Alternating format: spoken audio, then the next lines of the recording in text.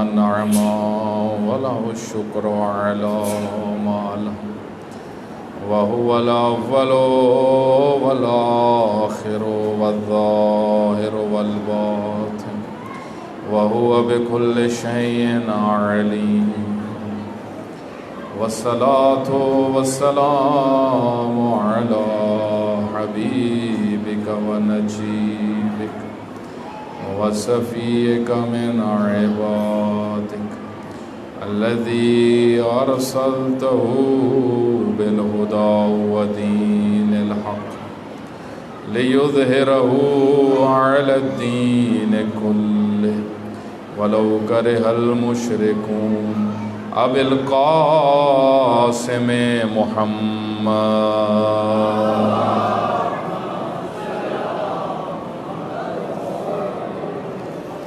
وآله الطيبين الطاهرين المعصومين المظلومين المقتولين الذين أذهب الله عنهم الرجس وطهرهم تطهيرا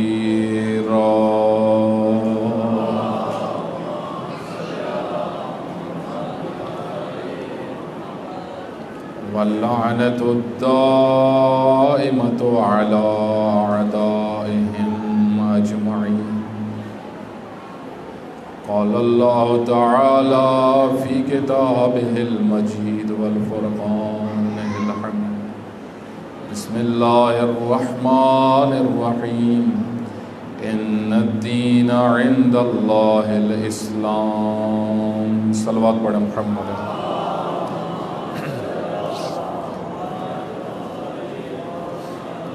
خداوند متعال سب مومنین کو صحت و سلامتی عطا فرمائے اور جہاں پر بھی شیعان حیدر کرار ہیں خداوند متعال سب کی حفاظت فرمائے اپنی صحت و سلامتی کے لیے اور تمام مومنین و مومنات کی حفاظت کے لیے بلند صلوات پڑھیں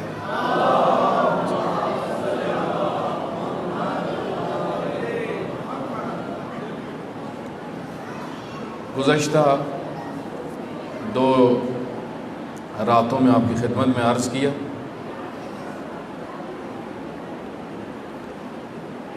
کہ اہل بیت علیہ الصلوۃ والسلام کی تہذیب اسلامی تہذیب جس کے بانی پیغمبر اکرم صلی اللہ علیہ وآلہ وسلم اور جس کے مروج اہل بیت علیہ الصلوۃ والسلام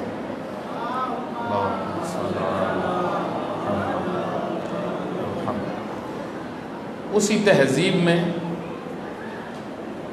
یہ مجالس بھی شامل ہیں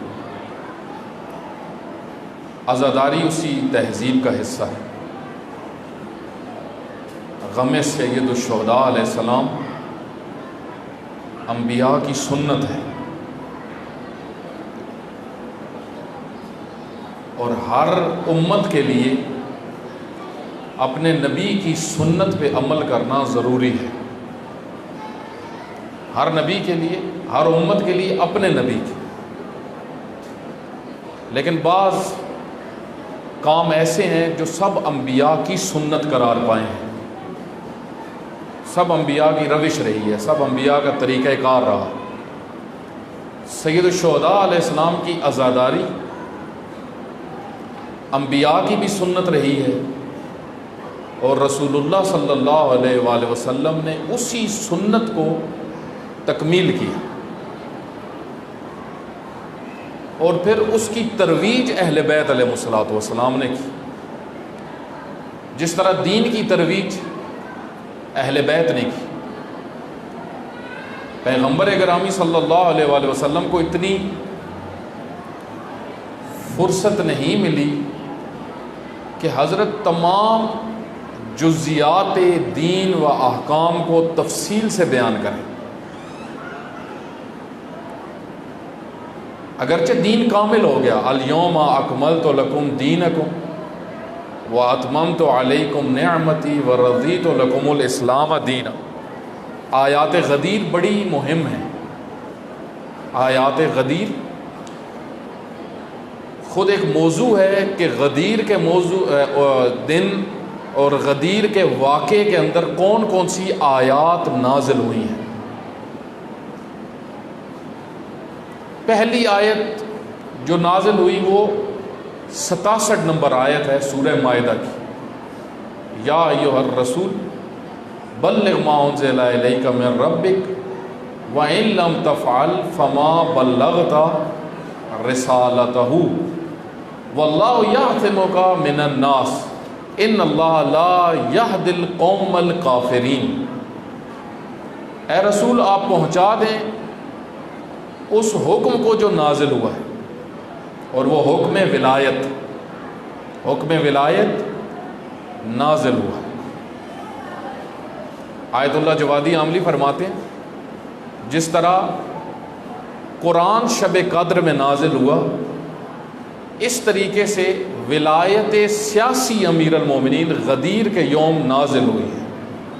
یہ آیت واضح اشارہ ہے نزول ولایت کی طرف۔ البتہ نزول ولایت سے کیا مراد ہے؟ نزول ولایت سے مراد یہ کہ ولایت امر زمینی نہیں ہے، امر آسمانی ہے زمین والوں کے لیے، لیکن امر زمینی نہیں ہے۔ جس طرح قرآن ہمارے لیے ہے لیکن یہاں کا نہیں ہے، آیا ادھر سے ہے، واپس نہیں بھیجنا۔ بعض جو چیزیں ادھر سے آتی ہیں ان کو پھر واپس بھیج دیتے، نہ آیا ادھر سے ہے، بلندی سے آیا ہے۔ نزول کا مطلب بلندی سے، ولایت بلند چیز ہے، بلندی سے آئی ہے ولایت۔ اور اے پیغمبر آپ ولایت پہنچائیں، وَإِن لَّمْ تَفْعَلْ فَمَا بَلَّغْتَ رِسَالَتَهُ۔ اگر یہ ولایت کا پیغام نہ پہنچا غدیر کے روز تو رسالت کمپلیٹ نہیں ہے، کم از کم اس کا ترجمہ یہ ہے، رسالت کامل نہیں ہے۔ وَإِن لَّمْ تَفْعَلْ فَمَا بَلَّغْتَ رِسَالَتَهُ۔ اور پھر خداوند متعال فرماتا ہے کہ وَاللَّهُ يَعْصِمُكَ مِنَ النَّاسِ، اللہ تمہیں لوگوں سے بچائے گا، اللہ لوگوں سے بچائے گا۔ مطلب لوگ ممکن ہے پروپیگنڈے کریں، لوگ ممکن ہے کوئی شرارت کریں، جو خوف تھا پیغمبر کو وہ یہی تھا، ان اللہ لا یہدی القوم الکافرین، اللہ کبھی بھی انکار کرنے والوں کی ہدایت نہیں کرتا۔ جو حقیقتوں کا انکار کرتے ہیں، جو اللہ کے احکام نازل ہونے کے بعد، چاہے ولایت کا مسئلہ ہو چاہے کوئی بھی مسئلہ ہو، اگر نازل ہونے کے بعد ہٹ درم ہو جائیں، اللہ ایسے لوگوں کی کبھی ہدایت نہیں کرتا۔ یہ ایک آیت ہے۔ دوسری آیت جو نازل ہوئی وہ اعلان ولایت امیر المومنین کے بعد نازل ہوئی۔ وہ کون سی آیت ہے؟ تیسری آیت سورہ مائدہ کی۔ انشاءاللہ قرآن پڑھتے رہتے ہیں۔ تیسری آیت سورہ مائدہ کی، الیوم یئس الذین کفروا، آج کے دن کافر مایوس ہو گئے، وَاخْشَوْنِ فَلَا تَخْشَوْنَهُمْ، مجھ سے ڈرنا، کافروں سے نہیں ڈرنا۔ الیوم اکملت لکم دینکم، آج دین کامل ہو گیا، دین کمپلیٹ ہوگا، اب دین کامل ہو گیا۔ کامل دین کی ترویج چاہیے، کامل دین کی ترویج چاہیے۔ دین کے اندر بہت ساری چیزیں، دین کے اندر بہت ساری چیزیں ہیں، ان میں سے ایک تہذیب ہے، ان میں سے ایک تہذیب اسلامی، جس کو کہتے ہیں اسلامی تہذیب۔ اسلامی تہذیب کون بنائے گا؟ میں اور آپ بنائیں گے؟ تہذیب کو میں اور آپ وجود دے سکتے ہیں؟ نہیں۔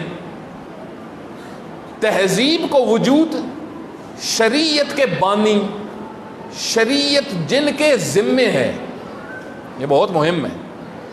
اسی وجہ سے پیغمبر گرامی نے فرمایا انی تارکم فیکم الثقلین کتاب اللہ و عطرتی، دو چیزیں چھوڑ کے جا رہا ہوں، ان سے تمسک رکھو، قرآن و عطرت، یہ دو تمہارے رہنما ہیں، یہ تمہیں بتائیں کہ زندگی کیسے گزارنی ہے۔ تہذیب، تمہارا عقیدہ کیسا ہونا چاہیے، تہذیب کے اندر عقیدہ بھی آتا ہے۔ آپ کا عقیدہ کیسا ہے، کس سوچ کے مالک؟ اہل بیت علیہ الصلوۃ والسلام نے چھوٹی چھوٹی چیزیں عقیدے کی بتائی تاکہ مسلمانوں کو پتہ ہو اللہ کے بارے میں کیسے سوچنا ہے، نبوت کے متعلق عقیدہ کیسا ہونا چاہیے، امامت کیا ہے، یہ عقائد ہیں، اس کو کہتے ہیں عقیدے۔ آج اس دور میں جس میں ہم وقت گزار رہے ہیں، اس کو دقت سے سنیں، عقائد کی یلغار ہے، کیونکہ تہذیبوں کا تصادم بہت زیادہ ہے، یلغار ہے۔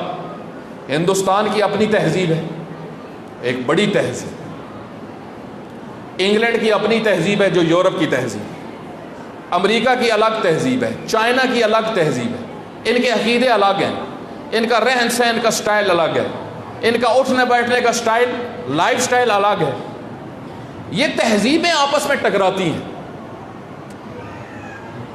تہذیب طاقت کب پکڑتی ہے، دقت کریے گا، یہ بڑا مہم مطلب آپ کی خدمت میں، تہذیب معاشرے میں آتی کب ہے، بڑھتی کب ہے؟ جب اس آئین اور اس مکتب کی حکومت معاشرے میں ہو تو تہذیب بھی انہی کی آتی ہے۔ مثلا میں آپ کو مثال دیتا ہوں، خود یہی آپ عزاداری کے اوپر تحقیق کر لیں۔ عزاداری اہل بیت علیہ الصلوۃ والسلام نے شروع کی۔ امام زین العابدین علیہ السلام عزاداری کرتے رہے 20 سال، اس سے بھی زیادہ گریہ کیا، روئے، مسلسل روئے۔ امام باقر علیہ السلام نے عزاداری گھر میں مجالس رکھی، گھر میں اہتمام کیا، گریہ ہوا۔ امام جعفر صادق علیہ السلام نے یہ کیا۔ لیکن آپ کہیں پہ بھی آپ اس زمانے میں نہیں دیکھیں گے کہ محلوں میں عزاداری ہوتی ہے، گلیوں میں عزاداری ہوتی ہے، لوگ گلی میں مجلس کروا رہے ہوں یا مجلس یا گلی میں کھڑے ہو کے رو رہے ہوں۔ بنو امیہ کی حکومت میں یہ ممکن ہی نہیں تھی۔ ایک دن چھٹے امام نے مجلس کروائی اپنے گھر میں، لوگ اونچا اونچا روئے، باہر سے لوگ اکٹھے ہو گئے۔ امام کو حالات محسوس ہوئے کہ حالات خراب ہو گئے ہیں۔ حضرت نے فوراً باہر نکل کے مسئلے کو حل کیا، لوگوں کو ادھر ادھر کیا۔ کیوں؟ کیونکہ بنو امیہ بنیادوں سے عزاداری کی تہذیب کو اکھاڑنا چاہتے تھے، لیکن شیعہ کا وقت آہستہ آہستہ گزرتا گیا۔ آپ دیکھیں آل بویا کی حکومت جب آئی 3 یا 4 صدی میں، پہلی دفعہ عزاداری جو گلیوں میں شروع ہوئی وہ آل بویا کی حکومت میں۔ یہ شیعہ تھے، ان کے پاس طاقت تھی، اگرچہ ان کے بادشاہ کوئی زیادہ نیک لوگ نہیں تھے، لیکن اہل بیت سے محبت کرتے تھے۔ انہوں نے کہا غم امام حسین علیہ السلام کو 4 دیواری سے نکالو، گلیوں میں لے کے۔ اور اس کے بعد جو اوج آیا، اس کے بعد جو زیادہ عزاداری بڑھی، وہ صفویوں کی حکومت میں بڑھی۔ صفوی بھی شیعہ مسلک سے تعلق رکھتے تھے، ایک پوری تاریخ ہے یہ صفویوں کی حکومت۔ تو تہذیب کا ایک جو ہوتا ہے کہ تہذیب اس مکتب کی اس وقت بڑھتی ہے جب طاقت ہو اس مکتب کی اور سرپرستی اس مکتب کے پاس ہو، ورنہ تہذیب آگے نہیں بڑھتی، تہذیب رکتی ہے۔ کوئی بھی تہذیب آپ دیکھ لیں، میں مثال آپ کو آسان سی دیتا ہوں، یورپ کی، مثلا یورپ کے اندر عقیدے بدلے۔ یورپ 200 سال پہلے تک اللہ کو مانتا تھا۔ جو یورپ میں رہتے ہیں ان کو زیادہ پتہ ہوگا، آپ ان سے پوچھیں۔ 200 سال پہلے تک پورے یورپ میں کلیسا کی حکومت تھی، کلیسا، پاپس، پادری، کیتھولک، فرانس مرکز تھا۔ جو فیصلہ مرکز کلیسا کر دیتا تھا، کسی کی جرت نہیں ہوتی تھی اس کے خلاف بات کرے۔ حکومتیں بنتی تھی کلیسا کی تائید سے، حکومتیں بنتی تھی کلیسا کی تائید سے، آہستہ آہستہ آہستہ۔ کلیسا لازم بات ہے، کرسچن عیسائی جو ہیں، مسیح جو ہیں، وہ اللہ کو مانتے ہیں، غیب کو مانتے ہیں، نبیوں کو مانتے ہیں، رسول اللہ کو نہیں مانتے صلی اللہ علیہ وآلہ وسلم۔ دوسرے نبیوں کو تو مانتے ہیں، حضرت یوسف کو مانتے ہیں، ان کی بائبل کے اندر ذکر ہے، حضرت موسیٰ کو مانتے ہیں، اور حضرت داؤد کا وہ ذکر کرتے ہیں ان سب نبیوں کو مانتے ہیں، رسول اللہ صلی اللہ علیہ وسلم کو نہیں مانتے۔ تو 200 سال پہلے تک یورپ میں جب کلیسا حکمرانی کرتا تھا، علماء کی سرپرستی تھی، تو دین تھا۔ آہستہ آہستہ یورپ کے اندر تہذیب بدلی۔ کیسے؟ کلیسا کی طاقت ختم ہوئی۔ یورپ میں جمہوریت 200 سال پہلے شروع ہوئی، یہ آپ تاریخ پڑھیں۔ جمہوریت کا مطلب یہ تھا، اصل میں جمہوریت کے متعلق میں آپ کو بیان کر، جو یورپ میں جو جمہوریت شروع ہوئی اس کا مطلب ہی میں آپ کی خدمت میں عرض کروں۔ کلیسا کی حکومت کا مطلب یہ ہوتا تھا، حاکم عالم ہوتا تھا، عالم جو فیصلہ کرتا تھا اینڈ اس پہ ہوتا تھا، وہ اللہ کے متعلق بیان کرتا تھا، لوگ عبادت کرتے تھے چرچ میں جا کے۔ آہستہ آہستہ آہستہ کلیسا کی حکومت ختم ہوتی گئی، دین ختم ہونا شروع ہوا، شوق شروع ہوا۔ آج یورپ اس نقطے پہ پہنچ چکا ہے، پورا یورپ۔ اب جو یورپ میں رہتے ہیں وہ کہیں گے بھائی وہاں پہ لوگ مذہب بھی رکھتے ہیں، لیکن چند لوگ، طاقت ان لوگوں کے پاس ہے جو مذہب کے قائل ہی نہیں ہیں۔ اللہ کا تصور معاشروں سے ختم ہوا، اللہ اصلاً آج آپ یورپ میں جا کے اللہ کے تصور کو بیان کریں، ایک بڑی تعداد ایسے آپ کو یونیورسٹیوں میں ملے گی۔ وہ یونیورسٹیوں میں عموماً یورپ کی یونیورسٹیوں میں یہ نظریہ ہے، جو چیز نظر نہیں آتی وہ ہے بھی نہیں۔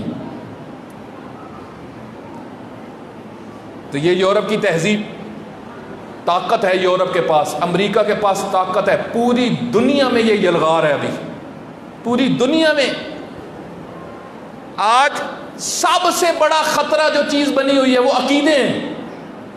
ایک تو ہے نا ہمارے ہاں مسئلہ چل رہا ہے، ہماری آپس میں مثلا لڑائیاں چل رہی ہیں، سنیوں کی، شیعوں کی، پھر شیعوں کی آپس میں، کوئی کہتا ہے فلاں غالی ہے، وہ کہتے ہیں فلاں مقصر ہے۔ ایک تو یہ عقیدوں کی لڑائی ہے اندر جو چل رہی ہے۔ ایک ہے اصلاً اللہ ہے ہی نہیں، یہ سب سے بڑی جنگ ہے اس ٹائم۔ اصل بڑی جنگ یہ ہے، اس کے بعد ساری دوسری جو جنگیں ہیں، دوسری جو فائٹس ہیں وہ بعد کی ہیں۔ پوری دنیا میں اللہ کا عقیدہ چیلنج ہو چکا ہے، اور یورپ کے پاس طاقت ہے، انہوں نے یونیورسٹیوں کے اندر پیسہ لگایا ہے۔ میرا ایک دوست ہے، کچھ عرصہ پہلے وہ اسلام آباد میں ایک مدرسے میں پڑھتا ہے، مجھے وہ ملا، وہ کہتے ہیں ہمارے مدرسے کا ایک اسٹوڈنٹ شام کو یونیورسٹی میں پڑھنے جاتا ہے۔ کہا ایک دن وہ کلاس میں آیا، اس نے آ کے کہا بھائی یہ خدا نہیں ہے، یہ ایسی ڈرامہ بنایا ہوا ہے ساروں نے۔ اس کو باقاعدہ نکالا گیا۔ آپ دیکھیں یزیدیت، اصل آج کی یزیدیت، اس کو سمجھیں، یزید کیا تھا؟ یزید وہ ملعون تھا جس نے یہ کہا کہ نہ کوئی وحی آئی ہے، نہ کوئی رسالت ہے، یہ بنو ہاشم کا ڈھونگ ہے۔ کیا اصل رسالت کو اس نے زیر سوال لے گا، مطلب کوئی رسالت نہیں، کوئی وحی نہیں۔ جب وحی نہیں مطلب خدا بھی نہیں، کوئی دین نہیں ہے۔ ان سب چیزوں کو یہ حساس ترین مسئلہ تھا۔ آپ دیکھیں ادھر رسول اللہ کا دین کہاں سے شروع ہوتا ہے؟ امیر المومنین نے ساری زندگی توحید بیان کی، امیر المومنین کا پہلا خطبہ توحید، پوری نہج البلاغہ آپ دیکھ لیں، سب سے زیادہ حضرت علی علیہ السلام جس موضوع پہ گفتگو کی ہے وہ توحید۔ ایک ہے جو سب کچھ معاملات کو سنبھالے ہوئے ہے۔ ایک صلوات پڑھیں محمد وعلی۔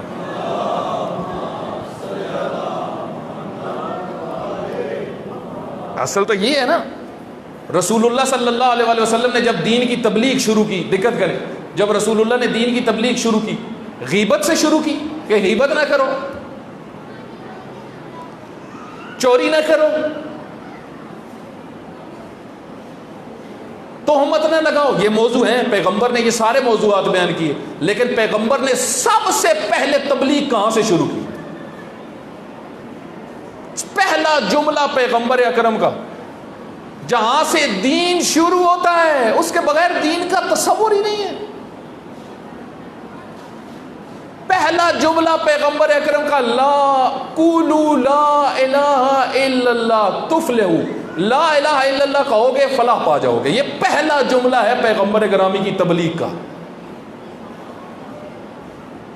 نماز کے احکام، روزے کے احکام، حج کے احکام، زکوٰۃ کے احکام، یہ تو مدینہ میں آئے ہیں۔ صرف نماز مکہ میں شروع ہوئی، روزہ مدینہ میں آیا،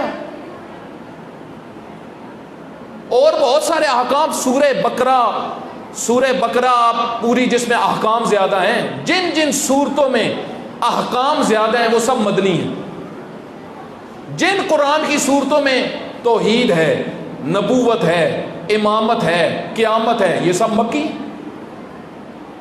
مکہ کے اندر عقیدہ سیدھا کرو، سب سے پہلی چیز لا الہ الا اللہ کہو۔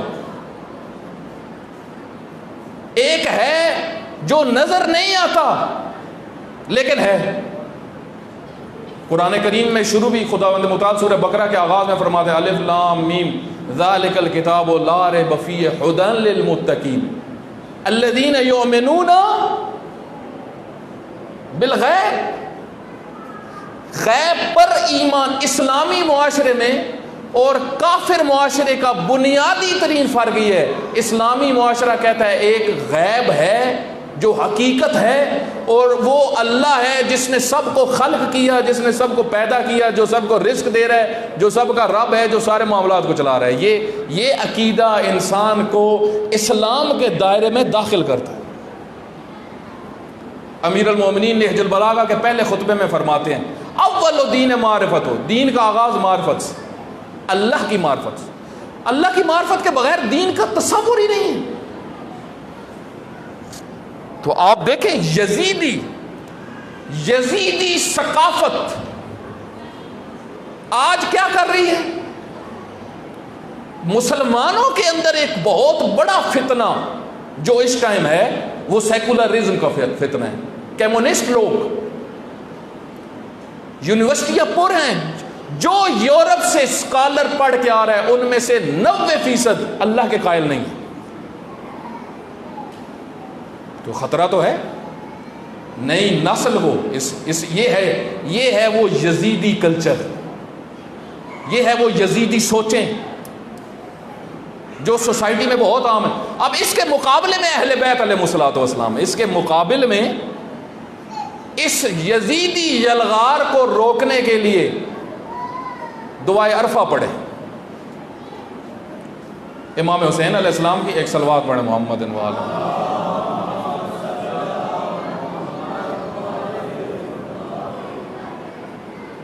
ایک اور بلند صلوات پڑھیں تاکہ دوسری طرف خاموشی ہو جائے تھوڑی سی۔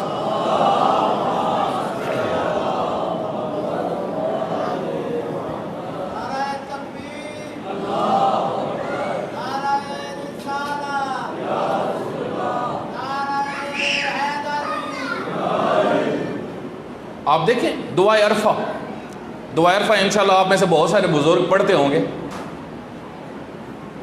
9 ذی الحجہ کو عرفہ والے دن جو پڑھی جاتی ہے، امام حسین علیہ السلام کی دعا پوری دنیا میں پڑھی جاتی ہے، شیعہ پڑھتے ہیں، 1.5 گھنٹے کی دعا ہے، اور 1.5 گھنٹے کے اندر آپ پوری دعا کو پڑھیں۔ خدایا تو خالق ہے، تو رازق ہے، تو مالک ہے، تو سب کو وجود دینے والا ہے، تو نے سب کو ہستی دی ہے، تیرے ساتھ تیری معرفت رکھنے والے عظیم ہے، تو کریم ہے، تو معاف کرنے والا ہے، تو بندگیوں کو قبول کرنے والا ہے، خدایا تیرا لطف و کرم ہے، تو نے مجھے علی ابن ابی طالب جیسے والد عطا کیا، میرا جد رسول اللہ ہے۔ یہ سب دعائے عرفہ میں۔ اے خدایا تو کتنا کریم ہے، تو نے انسانوں کو پوست دی، چمڑی دی، پورا وجود بنایا، ایک ایک چیز گنوائی، خدایا تو ہے، سب کچھ تو ہے۔ یہ دعائے عرفہ توحید۔ شہید مطہری رحمۃ اللہ علیہ فرماتے ہیں کہ حج کے موقع پہ صرف دعائے عرفہ لگا دو امام حسین علیہ السلام کی، لوگوں کو بتانے کی ضرورت ہی نہیں ہے حسین کون ہے، صرف دعائے عرفہ لگا دو، سپیکر پہ لگا دو۔ دعائے عرفہ کیونکہ عربوں کو تو سمجھ میں آتی ہے. ہمارے یہاں عموماً یہ ہے کہ لوگ سارے لا رہے ہوتے ہیں, سمجھ نہیں آتی. دعائے کمیل سمجھ میں نہیں آتی. دعائے کمیل پوری توحید ہے. امیر المومنین کی دعائے کمیل توحید اول سے, یا اول الاولین یا آخر الاخرین, توحید.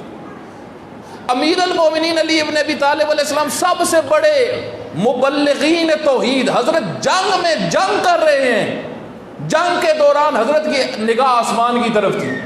تو ایک شخص نے پوچھا, اس نے کہا یا علی اتنا کٹھن موڑ ہے, آپ آسمان کی طرف پھر کیوں دیکھ رہے ہیں؟ فرمایا دیکھ رہا ہوں زوال کا وقت ہوا ہے یا نہیں ہوا. اللہ کو یاد. یہاں تک کہ جنگ جمل شروع ہونے لگی, شیخ صدوق علیہ رحمہ بہت بڑے رائٹر ہیں شیعہ کے, شیخ صدوق 3ری صدی میں, غیبت کبریٰ کے آغاز میں. ان کی ایک کتاب ہے, اس کو یاد رکھیں, التوحید. پوری کتاب جتنی حدیثیں ان کو ملی اہل بیت سے توحید کے موضوع پہ انہوں نے اکٹھی کی. تقریباً 500 صفحے کی کتاب, 500 صفحے کی کتاب. اس میں انہوں نے ایک واقعہ نقل کیا. فرماتے ہیں جب جنگ جمل شروع ہونے لگی, ایک بادیہ نشین کھڑا ہوا تھا تھوڑے سے فاصلے. بادیہ نشین کہتے ہیں جو دیہاتی ماحول میں رہتے تھے. کچھ ہوتے تھے شہری جو مکہ شہر میں رہتے تھے, کچھ ہوتے تھے جو سائڈوں پہ دیہاتوں میں رہتے تھے. یہ اکثر بڑے کرخت قسم کے لوگ تھے, نہ ماننے والے. آپ کو پتہ ہے طائف میں پیغمبر گرامی ایک ہفتہ کے گاؤں تھا, طائف ایک گاؤں تھا اس وقت. ایک ہفتے میں پیغمبر گرامی کو خون و خون کر کے علاقے والوں نے نکال دیا. لازم بات ہے, دیہاتوں کی تہذیب الگ ہوتی ہے, شہروں کی تہذیب الگ ہوتی ہے. دیہاتوں میں تبلیغ کرنا آسان کام نہیں ہوتا, دیہاتوں میں تبلیغ کرنا بہت مشکل ہوتا ہے. سب سے مشکل کام دیہاتی کلچر میں. اور اگر دیہاتی کلچر بگڑا ہوا ہو تو وہاں پہ پھر لہو لعان ہوتے ہیں لوگ, مبلغ وہاں پہ لہو لعان ہوتے ہیں. اسی وجہ سے آپ دیکھیں پیغمبر گرامی کو مکہ میں پتھر نہیں لگے, پیغمبر طائف میں جاتے گئے, مجبور ہو گئے طائف کو چھوڑنے پڑ. اس کی وجہ کیا ہے؟ آراب, قالت العراب. خداوند متعال فرماتے ہیں آراب شدید منافق ہیں, متعصب لوگ ہیں. آراب بادیہ نشین یعنی جو شہری ماحول سے سائڈ پہ رہتے تھے, کرخت قسم کے لوگ تھے. ایک آرابی کھڑا ہوا تھا جنگ جمل میں دور سے, اس نے حضرت علی علیہ السلام کو آواز لگائی, لیکن اس کو امیر المومنین کا مقام پتا تھا. کہتا ہے یا امیر المومنین, اے علی ابن ابی طالب, اتقول ان اللہ واحد, کیا آپ کہتے ہو اللہ ایک ہے؟ حدیث کا جملہ ہے. اصحاب غصے میں آ گئے اور غصے سے بڑے اس عرابی کی طرف بڑھ کے کہتے ہیں تمہیں شرم نہیں آتی؟ تم جنگ شروع ہونے والی اور علی ابن ابی طالب سے پوچھ رہے ہو کہ کیا اللہ ایک ہے؟ امیر المومنین علی ابن ابی طالب علیہ السلام نے فرمایا اپنے اصحاب سے, دعو, چھوڑو اس کو چھوڑو, میں تم سے پوچھتا ہوں کیا اللہ ایک ہے؟ پتا تو چلے نا میدان میں آئے کس لیے. وہی سوال جو اس نے مجھ سے کیا ہے وہی میں تم سے کرتا ہوں. اب یہاں پہ آپ دیکھیں امیر المومنین میدان جنگ میں کھڑے ہوئے ہیں لیکن سوال کا جواب دے رہے ہیں. کیوں؟ کیونکہ آئے اس لیے, آئے ہدایت کے لیے. علی نہیں بتائیں گے اللہ کا تو اور کون بتائے گا؟ امیر المومنین نے فرمایا دیکھو یاد رکھو, یہ وہ حدیث ہے, اس کے اوپر خود پوری ایک مجلس چاہیے. حضرت نے فرمایا دیکھو ایک 4 قسم کا ہوتا ہے, ایک 4 قسم کا ہوتا ہے. ان میں سے ایک جو اللہ نے بتایا, جو ہمارے ہاں ابھی آپ کو میں جلدی سمجھا لوں گا انشاءاللہ, وہ یہ کہ یاد رکھو اللہ ایک ہے, 1 2 3 والا ایک نہیں ہے. جو عموماً ذہن میں آتا ہے نا, کہ اللہ ایک ہے یعنی 1 2 3 4. حضرت نے فرمایا اللہ ایک ہے 1 2 3 والا نہیں. کیوں؟ کیونکہ جو ایک عدد ہی ہوتا ہے اس کا 2 بھی ہوتا ہے، اور اللہ ایسا ایک ہے جس کا 2 نہیں ہے. تو حضرت نے فرمایا اللہ کی وحدت حقیقیہ ہے اے بادیہ نشین. تو یہاں سے پتہ چلتا ہے توحید بنیادی ترین مسئلہ ہے. تو آج یلغار ہے، عقیدوں کی یلغار. غربی تہذیب نے اللہ کو میدان سے نکالا ہے، اپنی طرف سے ناکام ہیں، اس وجہ سے تباہ ہیں. جس معاشرے میں اللہ کو نکالا جاتا ہے اپنی طرف سے کہ ہم اللہ کو بھول جائیں گے، ہم اللہ کو چھوڑ دیتے ہیں، ہم اللہ کو نہیں مانتے، اس کی حالت پھر یورپ والی ہی ہوتی ہے. جو اس ٹائم یورپ جس حالت میں ہے، ہم یہ سمجھتے ہیں عموماً ہمارے یہاں یہ ذہن میں آتا ہے کہ وہ بڑی سہولیات میں ہیں. ایسا نہیں ہے میرے بھائی. جو اللہ کو بھول جائیں ان کی زندگی تباہ ہے، چاہے سب کچھ ہو. یہ کچھ عرصہ پہلے میں آپ کو ایک آسان سی مثال اپنی سوسائٹی کی دیتا ہوں. میں کچھ عرصہ پہلے ایک جگہ پہ تھا تو ایک جوان نے خودکشی کی. تو میں نے اس کے متعلق پتہ کیا، پتہ چلا یہ ماں باپ کا ایک ہے، یہ ماں باپ کا ایک بچہ، اس کا والد اور اس کے چچا کے بچے بیٹے نہیں ہیں، ایک ہی بیٹا تھا، چچا کا اور والد کا ملا کے ایک بیٹا، مطلب پورا وارث. اور اس بندے نے مجھے بتایا کہ جس شہر میں ہم تھے ادھر ان کے 5 مکان ہیں. اور اس نے مجھے بتانا شروع کیا، لسٹ ایک بتائی ان کی جائیداد، ان کی زمینیں. تو میں نے اس سے پوچھا، میرے لیے یہ مسئلہ بڑا تحقیق والا تھا کہ اس لڑکے نے خودکشی کیوں کی، اور اس کا مسلک شیعہ تھا سید.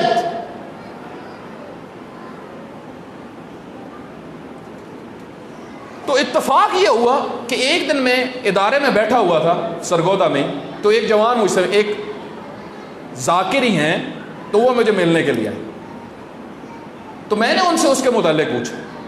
انہوں نے مجھے بتایا کہ میں ان کے گاؤں میں مجالس پڑھتا ہوں، اور وہ جس جوان نے خودکشی کی ہے اس کو میں اچھے طریقے سے جانتا ہوں، وہ میرا دوست بھی تھا. تو میں نے اس سے پوچھا اس نے خودکشی کیوں کی؟ کہا وہ مجھے یہ کہتا تھا میں زندگی سے تنگ ہوں. میرے بھائی یہ ہے غربی تہذیب. یورپ کے پاس پیسہ آیا ہے، سکون نہیں آیا. یورپ کے پاس بلڈنگ آئی ہے، سکون نہیں آیا. پریشان ہیں، گھبراہٹ میں ہیں، بے سکونی ہے ان کی زندگی میں. اس کی وجہ کیا ہے؟ الا بذکر اللہ تطمئن القلوب. جہاں مرضی چلے جاؤ، جو مرضی کر لو، اللہ فرماتا ہے اگر میرا ذکر کرو گے سکون ملے گا. اور اہل بیت علیہ الصلوۃ والسلام نے پھر اس کی تفسیر کر دی. اللہ کا ذکر کئی طریقے سے ہو سکتا ہے.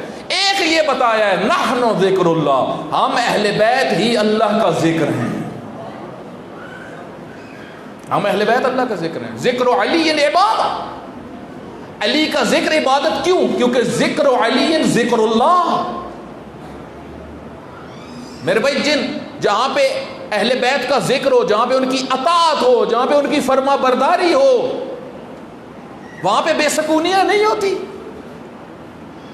تو یورپ نے اللہ کو چھوڑا، جو معاشرہ بھی اللہ کو چھوڑے گا. آج آپ دیکھیں ہمارے ہاں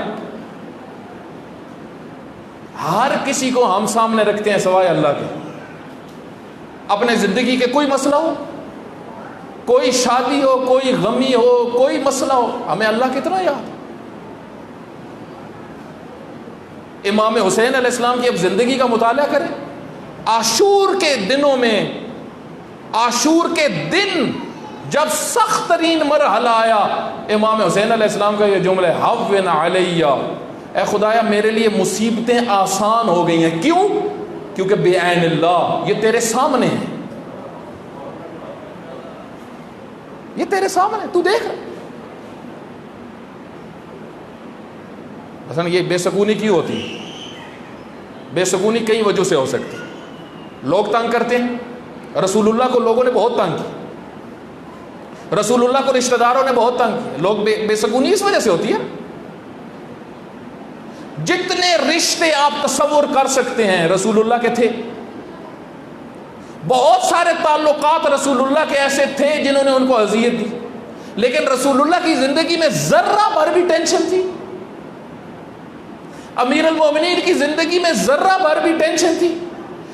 یہ ٹینشنیں نہیں تھی، دین کی ٹینشن تھی، ذاتی ٹینشنیں نہیں تھی.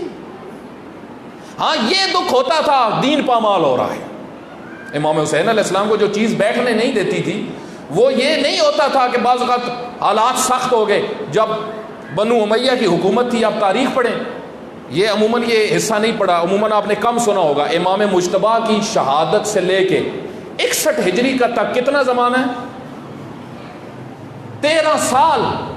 13 سال امام حسین علیہ السلام مدینہ میں رہے. 13 سال، اس کی تاریخ کیا ہے؟ اس حکومت نے کیا نہیں کیا؟ جہاں جہاں سے امام کی معیشت کا ذریعہ تھا بند کروا دیا، ہاتھ تنگ کیا امام کا. حتیٰ ان کو پتا، ادھر مخالفین گروہ کو پتا چلا حسین ابن علی کا ابھی ہاتھ تنگ ہے، ادھر ادھر سے ہم نے سب کچھ بند کر دیے، تو پیغام بھیجا کہ وہ کنواں جو ہے جو آپ کے والد علی ابن ابی طالب نے بنوایا تھا وہ ہمیں بیچ دیں. حضرت نے فرمایا وہ میں کبھی کسی کو نہیں دوں گا، کیونکہ وہ میرے والد محترم نے غریبوں کے لیے بنوایا تھا. یہ تھے امیر المومنین علی ابن ابی طالب. تو آپ دیکھیں خود امام حسین علیہ السلام سخت ترین حالات آئے. حتیٰ علماء نے لکھا عاشور والے دن جتنی بھی سخت سے سخت مرحلے آئے، جوان بیٹوں کی لاشیں بھی اٹھائی، لیکن حسین ابن علی کے چہرے کو دیکھ کے ہر کوئی کہتا تھا یہ تو بالکل اس طرح امام حسین علیہ السلام کی حالت تھی جس طرح ارادے سے سب کچھ کر رہے ہیں. گھبراہٹ نہیں تھی. یہ غلط بیان ہوا ہے. امام گھبرائے ہوئے تھے. گھبرایا ہوا اگر امام حسین گھبرائے ہوئے ہوتے تو کربلا جاتے ہی نہ. امام نے خود میدان بنایا تو کون سی چیز تھی؟ توکل علی اللہ، اللہ کی ذات میں بھروسہ. اول دین معرفت ہو. تو یہ آج آپ دیکھیں، آج ہمارے معاشرے کے اندر جتنی پریشانیاں ہیں، جتنی مشکلات ہیں، ان کی بنیاد آپ دیکھیں اللہ سے دوری ہے. گھروں میں ٹینشنوں کی بنیادی وجہ آپ تحلیل کریں. ہمارے ایک استاد ہیں، قم میں ہوتے ہیں، ان کے کئی دفعہ کلپس بھی آتے رہتے ہیں. ان کا میں پیچھے کلپ سن رہا تھا. وہ فرماتے ہیں کئی لوگ آتے ہیں، وہ کہتے ہیں جی گھروں میں بڑی ٹینشن ہے، بڑی ٹینشن، پریشانیاں ختم ہی نہیں ہوتی. تو وہ بڑا خوبصورت جملہ فرما رہے تھے. وہ کہتے ہیں بھائی جس گھر میں شیطان آتے رہیں گے ہر ٹائم اور فرشتے نہیں آئیں گے تو وہاں ٹینشن نہیں ہو. قرآن پڑھو، گھر میں قرآن آدھا گھنٹہ قرآن پڑھو. فرماتے ہیں قرآن پڑھنے سے کیا ہوتا ہے؟ شیطان بھاگ جاتے ہیں. حدیث میں آیا فرشتے آتے ہیں. جب فرشتے گھر میں ہوں گے تو ٹینشن ختم. نماز وقت میں پڑھو، سکون آئے گا. لوگوں کے ساتھ اچھائی کرو، سکون آئے گا.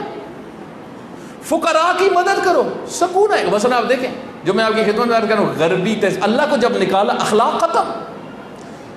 اللہ کو بھلانے کا ایک نتیجہ معاشرے میں یہ ہوتا ہے اخلاق ختم ہو جاتا ہے، حقوق ختم ہو جاتے ہیں.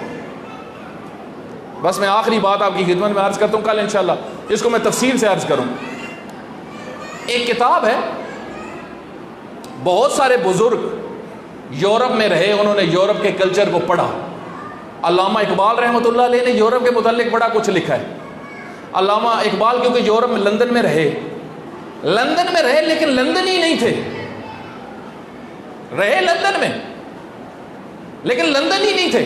تہجد خود فرماتے ہیں میری تہجد بھی قضا نہیں ہوئی لندن کے اندر، لندن کی سردی میں، اس سردی میں بھی جس میں ہاتھ جم جاتے ہیں رات کے وقت بندہ باہر نکلے، فرماتے ہیں اس حالت میں بھی میری تہجد وہاں پہ قضا نہیں ہوئی، اپنے ایک شعر میں فرماتے ہیں۔ تو علامہ اقبال رحمۃ اللہ علیہ اور بہت سارے بزرگ رہے۔ ایک کتاب میں نے کچھ عرصہ پہلے مجھے ملی، مشہد سے مجھے گفٹ ملا تھا، مشہد امام رضا علیہ السلام کے حرم میں گیا، ایک صلوات پڑھے امام رضا علیہ السلام کے۔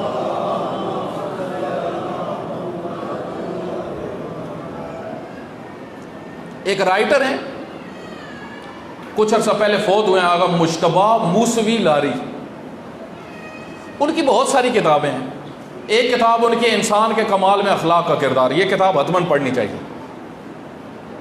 ایک ان کی دوسری کتاب ہے مغربی تمدن کی ایک جھلک، مغربی تمدن کی ایک جھلک، یہ مجھے امام رضا علیہ السلام کے حرم سے انہوں نے گفٹ دی، تو میں نے اس کو پڑھا اور واقعاً میری زندگی میں اس کتاب نے بڑا اثر کیا۔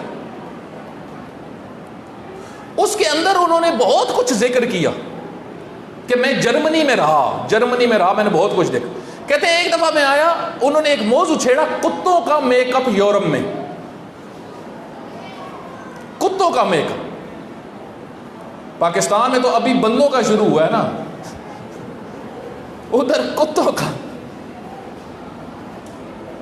اور بڑا یہ بھی انشاءاللہ میں کل عرض کروں گا، اگلے دنوں میں عرض کروں گا۔ کل ہی میں ایک جگہ پہ سفر ہی کر رہا تھا، تو مجھے کوئی بتا رہا تھا کہ ایک شادی تھی کچھ عرصہ پہلے، تو ایک خاتون گئی، ان کی تعلق والی کا 2 لاکھ کا میک اپ کروا کے آئی، شادی کے لیے 2 لاکھ کا میک اپ کروا کے آئی۔ یہ انشاءاللہ میں عرض کروں گا یہ تہذیب کہاں سے آ رہی ہے اور اس کی وجہ کیا ہے، ہم نے کس چیز کو بھلا دیا ہے۔ تو وہ موضوع تھا کتاب کا کتوں کا میک اپ۔ اس کے اندر انہوں نے ایک واقعہ نقل کیا، فرماتے ہیں مجھ میں ہو گیا مریض، جب میں مریض ہوا تو میں ہاسپٹل میں تھا، تو ہاسپٹل کے اندر ایک گورا میرے ساتھ آ گیا، داخل ہو گیا، کا 5-6 دن گزرے تو اس کی بیوی آ گئی،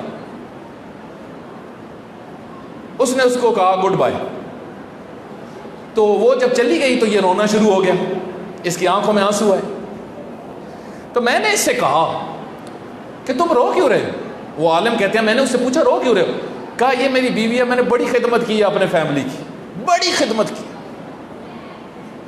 اس کو ڈاکٹر نے بتایا 15 دن بعد میں نے مرنا ہے، یہ آج مجھے گڈ بائی کرنے آئی ہے کہ تیرا ہمارا تعلق ختم۔ مجھے دکھ اس بات کا اور ہے کہ میں اس حالت میں ہوں، مجھے پوچھتا ہی کوئی نہیں۔ کہتے ہیں میں نے اس کو اسلام بتانا شروع کیا۔ آپ دیکھیں عالم، مکتب اہل بیت کا عالم جہاں پر بھی ہو، اگر حقیقی عالم ہوگا اور دکاندار نہیں ہوگا تو مرگ بستر پہ بھی ہدایت دے گا، لیکن بندہ اگر دکاندار بن جائے تو پھر کوئی نہیں، پھر چکر شکر کوئی نہیں۔ وہ کہتے ہیں کہ میں نے تبلیغ شروع کی، اس کو میں نے اس کو اللہ کے متعلق بتایا، میں نے اس کو رسول اللہ کے متعلق بتایا، میں نے اس کو اہل بیت کے متعلق بتایا، میں نے اس کو حقوق اسلام بتائے، میں نے اس کو اسلام کا اخلاق بتایا۔ جب حقوق کی بحث آئی، حقوق کے اندر میں نے اس کو بچوں کے حق بتائے، والدین پر، اور والدین کے حق اولاد پر کا یہ موضوع جب اس نے سنا، اور پھر بیوی کا جب موضوع آیا کہ زوجہ کا کیا حق ہے شوہر پر اور شوہر کا کیا حق ہے زوجہ پر اسلام کے اندر، کا یہ سن کے وہ حیران ہو گیا۔ وہ مجھے کہتا ہے مولانا آپ کدھر تھے پہلے، اتنا پیارا دین جس کے اندر اتنی چھوٹی چھوٹی چیزیں اور اتنی عظیم اللہ کی معرفت۔ فرماتے ہیں کہ بالآخر میں نے اس کو مسلمان کر دیا، شیعہ کر دیا، اور کچھ دن بعد اس کی وفات ہوئی۔ تو میں یہ جرمنی میں بڑے پاورفل تھے، اثر و رسوخ رکھتے تھے، کہتے ہیں میں نے اس کو قبرستان میں لے گیا، مسلمز کے قبرستان میں، جب اس کو دفن کرنے لگے تو ایک جوان دور سے بھاگ کے آ رہا تھا، تو اس نے اس میت کو دیکھ کے کہا کہ اس کو کون ادھر لے کے آیا ہے؟ کہتے ہیں میں فرنٹ پہ آ گیا، میں نے فرنٹ پہ اس کو آ کے کہا میں لے کے آیا ہوں، اور یہ مسلم ہے، یہ شیعہ ہے، یہ مسلم قبرستان میں دفن ہوگا۔ کہتے ہیں جب میں نے یہ بات کی تو وہ مجھے کہتے ہیں کر لو دفن، مسئلہ نہیں ہے، اس کے گردوں کا بھی ٹھیکہ میں نے دیا ہوا ہے، پھیپھڑوں کا بھی دیا ہوا ہے، آنکھوں کا، وہ نکال لیتے ہیں، بغیر لے لو۔ کہا اس کا بیٹا تھا۔ یہ ہے یورپ کی تہذیب جو ابھی ادھر آ رہی ہے۔ میرے بھائی جب اللہ کو بلا دیں گے پھر والدین کچھ نہیں ہے۔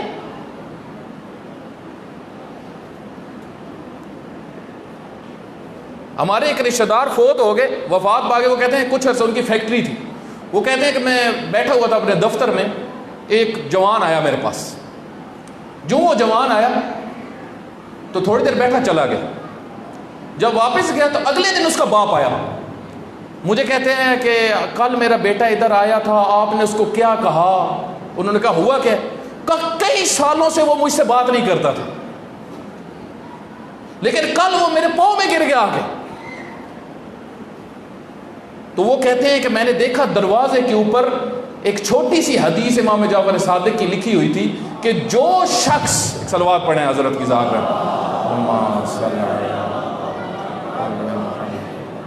جو شخص اپنے والدین کا آگ ہو وہ جنت کی خوشبو نہیں سونگھ سکتا۔ لگتا ہے یہ وہ کل پڑھ کے گیا ہے، وہ پڑھ کے گیا، اس کے اوپر اثر ہوا، مکتب اہل بیت اثر کرتا ہے۔ وہ کہتے ہیں میں نے پھر تحقیق کی یہ کرتا کیا ہے، یہ جوان جو آیا ہے پھیپھڑے گردے بیچنے، یہ کرتا کیا ہے؟ کہ میں نے تحقیق کی، مجھے پتا چلا یہ کتوں کا میک اپ کرتا ہے۔ تو میں نے کہا بھائی جو کتوں کا میک اپ کرتا ہے وہ یہی ہوتا ہے، تہذیب۔ اب دیکھیں امام حسین علیہ السلام کا جملہ، بس اس پہ میں مصائب پہ آ جاؤں گا، جملہ آپ دیکھیں، حضرت کا جملہ سنیں، 4 جگہ پہ حضرت نے فرمایا میں یزید کی بیعت نہیں کروں گا، اس کی وجہ، پہلی وجہ شارب الخمر، شراب پیتا ہے، دوسری وجہ یلہو بالکلاب، کتوں سے کھیلنے والا ہے۔ میرے بھائی جو جانوروں کے اندر مست ہو وہ یزید کا پیروکار تو ہو سکتا ہے، حسین ابن علی کا پیروکار نہیں ہے۔ جو کتوں کے ساتھ، بندروں کے ساتھ جس کی پوری زندگی گزر رہی ہے، امام نے فرمایا یلہو بالکلاب، کتوں سے اور بندروں سے کھیلنے والا۔ میرے بھائی جو کتوں اور بندروں سے کھیلے اس کو والدین کی کیا ہے، اس کو رشتہ داروں کی کیا ہے، اس کو اپنے امام کی کیا ہے، امام کدھر جا رہے ہیں، اس کو اپنے کتے کی ہے۔ اسی وجہ سے آپ دیکھیں مسلمانوں کی یہی حالت تھی، مسلمان بگڑ چکے تھے، مسلمانوں کے اندر بد تہذیبی آ چکی تھی، بد تہذیبی کا نتیجہ تھا وقت کے امام کو قتل کرنا۔ بد تہذیبی خطرناک ہے۔ اللہ جب زندگی سے نکل جائے پھر کچھ نہیں بچتا، پھر حیا ختم، پھر عفت ختم، پھر صبر ختم، پھر امانت ختم، پھر رحم ختم۔ آپ دیکھیں یہ عبید اللہ ابن زیاد وغیرہ یہ کیا تھے، ان کی زندگی میں اللہ نہیں تھا۔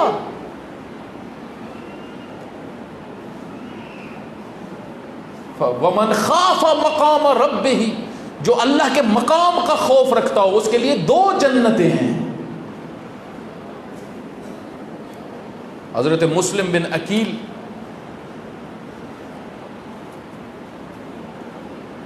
مبلغ حسین بن علی، مبلغ مکتب حسین بن علی، کوفہ میں پہنچے، تبلیغ کر رہے ہیں، مسلسل تبلیغ کر رہے ہیں، لوگوں سمجھو حسین ابن علی کو سمجھو۔ حضرت اپنی تبلیغات کا آغاز کرتے ہیں کوفہ کے اندر، 40,000 لوگوں نے حضرت کے ہاتھ پہ آ کے بیعت کی، 40,000 لوگ، اور حضرت نے خط پڑھا۔ جب سب آئے سب سے پہلے حضرت مختار سقفی کے گھر میں، حضرت مختار سقفی کے گھر میں کچھ دن رہے، پھر گئے ہانی بن عروہ کے گھر میں۔ جب حضرت ہانی بن عروہ کے گھر میں گئے تو خط پڑھا، جب خط پڑھا تو لوگ بیٹھ کے روئے کہ حسین ابن علی نے خط لکھا۔ ادھر کوئی شیعہ سنی کی بات نہیں تھی، مسلمان تھے سب، سب مسلمان نواسے رسول کو جانتے تھے. روئے. وقت گزرتا گیا. ثقتی و معتمدی، مسلم میرا بھائی ہے. حضرت نے خط میں لکھا تھا اخی مسلم میرا بھائی ہے. اس کی وجہ یہ تھی کہ اہل بیت علیہ الصلوۃ والسلام، دیکھیں بنی ہاشم میں سب ایک جیسے نہیں تھے. حضرت عقیل کی اولاد بھی سب ایک جیسی نہیں تھی. حضرت مسلم، آپ تاریخ پڑھ لیں، جس طرح حضرت عباس کی ایک شخصیت ہے اہل بیت میں، اس طرح حضرت مسلم کی ایک شخصیت تھی. امیر المومنین نے خود ان کی تربیت کی تھی، ان کو جنگجو بنایا تھا. حضرت مسلم مرد میدان تھے، بہت شجاع تھے. حضرت علی کے تربیت شدہ تھے.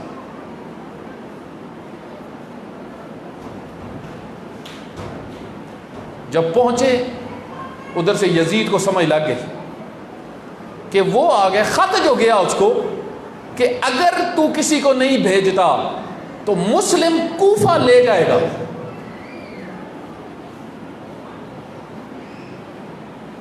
اب شیطانی لشکر میدان میں آیا. شیطانی لشکر نے کام شروع کیا. سب سے پہلا کام عبید اللہ نے جو کیا، پیسے پھینکنا شروع کیے.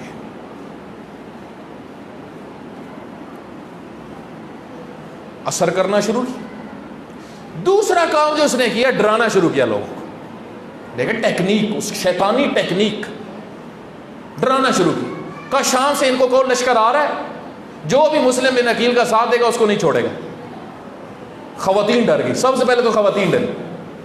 تاریخ میں کہ جتنا خواتین نے پروپیگنڈا حضرت مسلم بن عقیل کے خلاف کیا، ہم سوچ بھی نہیں سکتے. کیا پروپیگنڈا تھا؟ یہ آیا ہے تم سب کو مروانے کے لیے. اب یہ میں تاریخ کی باتیں کر رہا ہوں. خواتین پکڑ پکڑ کے کہتی تھی یہ مروانے آیا ہے مسلم بن عقیل، چلو گھر چلو گھر چلو.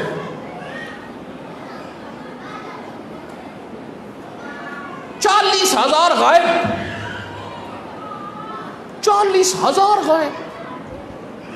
پیسہ، ڈر، لالچ، پروپیگنڈا. 40,000 غائب ہو گیا. ادھر 500 بھی نہیں تھے. تاریخ پڑھے، 500 بھی نہیں تھے ادھر. حضرت مسلم بن عقیل نے جب نماز پڑھی، نماز کو ختم کیا، پیچھے دیکھا 30 لوگ ہیں. قیام شروع ہو چکا تھا. جو حضرت اپنے دروازے سے باہر، مسجد کے دروازے سے باہر نکلے، پہلا جملہ جو حضرت مسلم بن عقیل نے کہا، جہاں سے حضرت کی مصیبت شروع ہوتی ہے، حضرت فرماتے ہیں غرونی وخذلونی، مجھ سے جھوٹ بولا ہے ان لوگوں نے اور مجھے دھوکہ دیا ہے. وخذلونی، مجھے تنہا کر دیا. حضرت اب گلیوں میں پھر رہے ہیں. ایک گلی میں جاتے، دوسری گلی میں جاتے. بعض علماء نے لکھا ہے کہ پہلے 10 تھے، جب تھوڑا سا آگے گئے تو 10 بھی غائب. اکیلے حضرت مسلم بن عقیل کوفہ کی گلیوں میں پھر رہے ہیں. رات کا وقت ہے. پورے کوفہ کے اندر مسلم بن عقیل، حسین ابن علی کے سفیر کو کوئی بھی پناہ دینے والا نہیں ہے. ایک دروازے کے باہر جا کے کھڑے ہو گئے. جب دروازے کے باہر جا کے کھڑے ہوئے نا، دروازے کے باہر جا کے کھڑا ہونا تھا، خاتون دروازے پہ آئی. یہ خاتون بڑی عظمت والی تھی. اس کا نام تھا توآ، حضرت توآ. جو دروازے پہ آئی، حضرت مسلم بن عقیل نے کہا اے کنیز خدا، کیا مجھے پانی ملے گا؟ پیاس سے تھے. حضرت کو پیاس کی شدت تھی. جب پانی مانگا، وہ خاتون پانی لے آئی. پانی پینے کے بعد حضرت دروازے کے ساتھ کھڑے ہو گئے. وہ خاتون باہر نکلتی ہے. باہر نکل کے اپنے بیٹے کا انتظار کر رہی تھی. اس کے بیٹے کا نام تھا بلال. رات اندھیرا تھا. اس نے باہر نکل کے کہا یا عبداللہ، او اللہ کے بندے، پانی تم نے مجھ سے مانگا، میں نے تمہیں پانی دے دیا، اب تم دروازے پہ کیوں کھڑے ہو؟ پھر خاتون اندر گئی تو وہ اندر گئی، پھر باہر آئے. اب تیسری دفعہ سنیں گے وہ جملہ کہ جس نے حضرت مسلم کی آنکھوں سے آنسو نکلوا دیے. تاریخ کا جملہ. فرمایا یا عبداللہ، ابھی تک ادھر ہو، ما احلہ، میں حلال نہیں سمجھتی اس کام کو، تم میرے دروازے پہ کھڑے نہ ہو. رات کا وقت ہے، تمہیں خدا کا واسطہ میرے دروازے سے چلے جاؤ۔ کہتے ہیں یہ جملہ سننا تھا، حضرت مسلم بن عقیل کی آہ نکل گئی، فرمایا یا امت اللہ، او اللہ کی کنیز، میں اس شہر میں پردیسی ہوں، میرا گھر نہیں ہے۔ جب یہ جملہ سنا حضرت طویٰ نے فرمایا آپ کون ہیں؟ کہا میں مدینہ سے ہوں۔ کہا مدینہ کس خاندان کا؟ بنی ہاشم کے خاندان سے، میرا نام مسلم بن عقیل ہے۔ جو مسلم بن عقیل کا نام آنا تھا، فرماتی ہیں ہاں کوفیوں نے تمہارے ساتھ بے وفائی کر دی، کوفیوں نے تمہارے ساتھ بے وفائی کر دی۔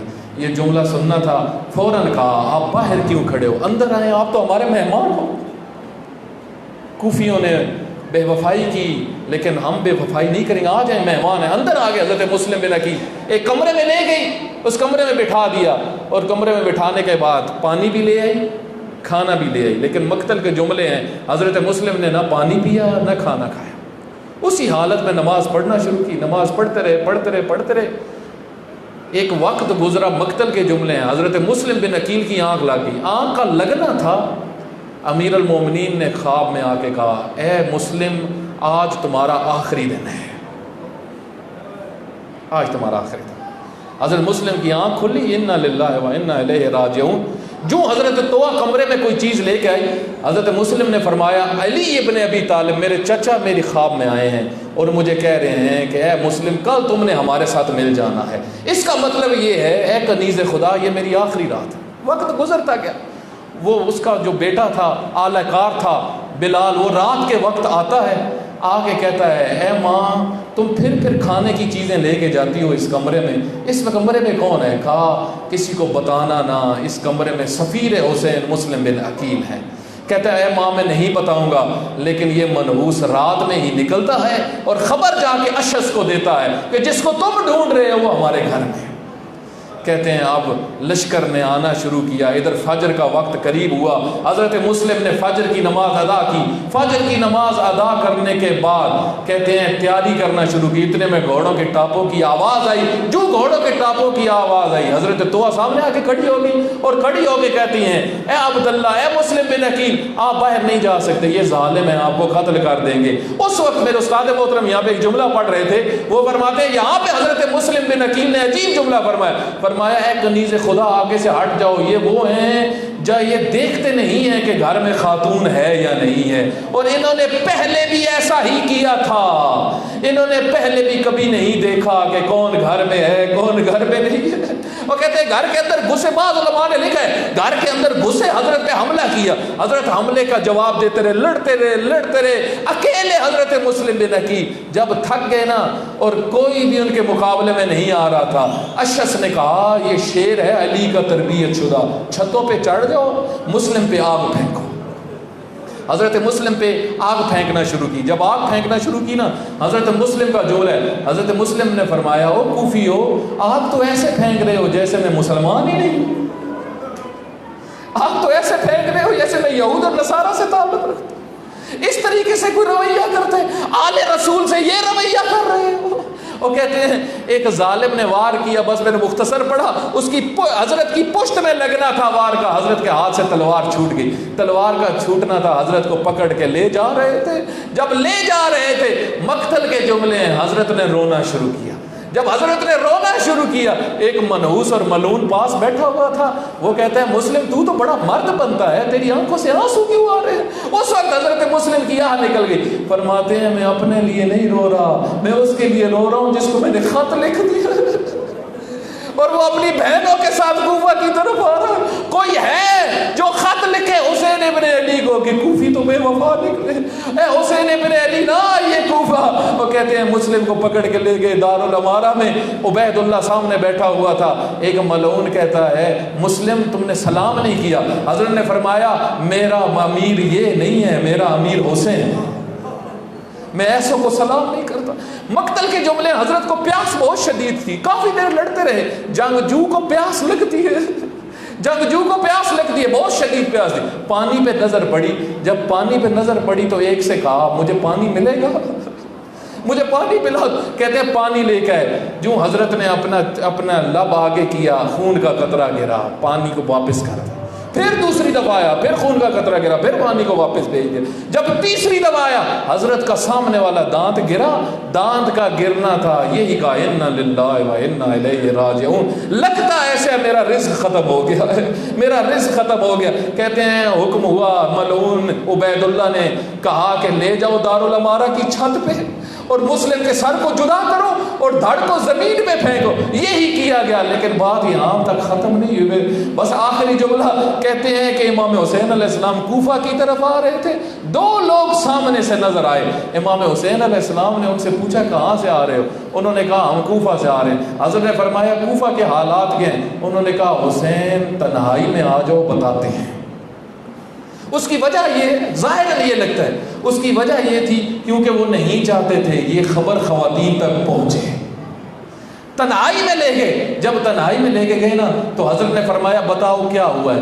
کہا اے حسین ابن علی، جب ہم نکلے ہیں نا کوفہ سے، ہم نے اپنی آنکھوں سے دیکھا مسلم کی لاش کو رسیوں کے ساتھ باندھا ہوا تھا، ہانی کی لاش کو رسیوں کے ساتھ باندھا ہوا تھا۔ کوفہ کی گلیوں کے اندر مسلم کی لاش پھر رہی تھی، کوفہ کی گلیوں کے اندر۔ یہاں پہ بھی اختتام نہ ہوا، کوفیوں نے اس سے آگے بھی ایک اقدام کیا، اور وہ یہ تھا کہ حضرت کے بدن کو دیوار کے ساتھ لٹکا دیا۔ سیعلم اللہ